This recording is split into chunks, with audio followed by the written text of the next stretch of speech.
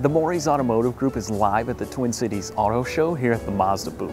Right now we're checking out the all-new 2016 Mazda CX-5. So we're checking out this Grand Touring Edition with the 19-inch alloy wheels, and they also have this one set up for a camping trip as well.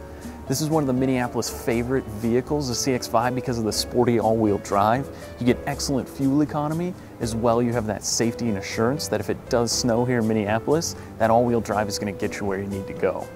Lots of safety technology in these vehicles. You're going to have blind spot detection, there's a cross-traffic alert system.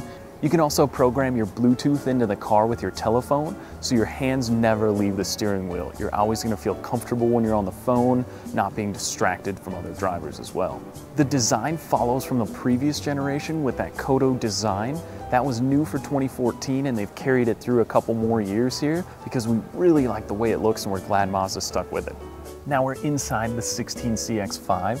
There are a lot of similarities between this and the Mazda 6. Whether that's your steering wheel controls, you do have a sport mode as well down here. It adds a little bit of peppiness to the drive of the vehicle. It also is just a little more fun when you can manually change through the gears.